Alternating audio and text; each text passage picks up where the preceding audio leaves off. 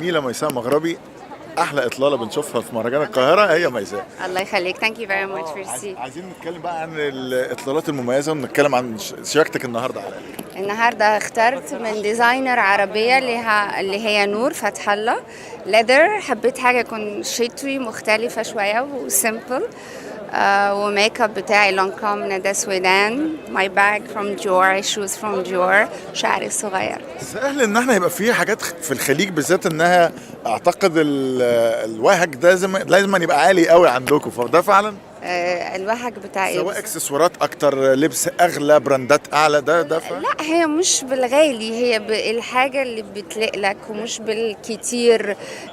less is more، يعني زي ما بيقولوا دائما الأقل هو الأكتر، يعني شياكة. اكيد طبعا. عايزين نعرف بتحضري ليه المهرجان القاهره في اطلالات بقى المختلفه في المهارات اللي جايه نشوق الناس؟ كل حاجة مختلفة عن التانية. يعني بين المودرن، الهوت كوتور، المغربي، الكاجوال كده يعني. هسأل تاني كده، لو عايزة توصلي رسالة لمحمد رمضان بعد ما انت طبعا قاعدة في دبي، فمعلش يعني اكيد عايزين تقولي له حاجة بعد علقة دبي اللي حصلت. يعني كل انسان معرض لحاجات في حياته، وان شاء الله بحب الناس وحب ربنا هنعدي منها وهيعدي منها، وكل حد معرض لحاجة هيعدي منها. الحسد عمل فيكي انت شخصيا؟ الله الحامي. اكيد طبعا. السنة اللي جاية ان شاء الله في شغل ايه جديد فيها؟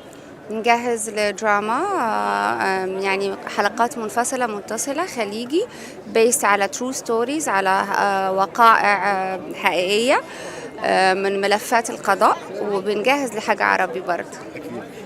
نفسك تشتغلي مع مين من فنانين مصر؟ كتير جدا، يعني بحب قوي كرارة، بحب أحمد الشريف، بحب السقا. بس قصدك يوسف شريف؟ سوري.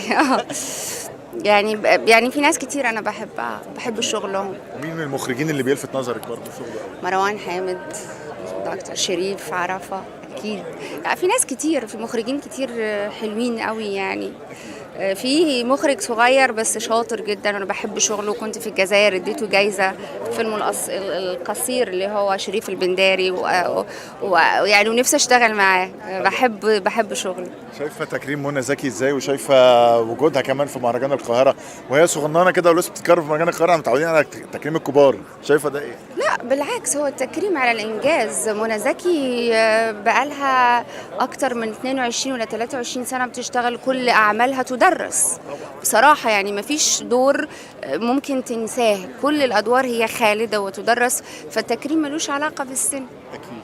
اشكرك جدا. ورساله بقى للجمهور في سنه جديده ان شاء الله. اقول لهم ان شاء الله يا رب تكون سنه خير وحب وسلام وتعايش ولا للتنمر. وسنه 2021 تعلمنا ازاي احنا وي سبورت ايتش اذر، نحب بعض ونغفر لبعض. ثانك يو.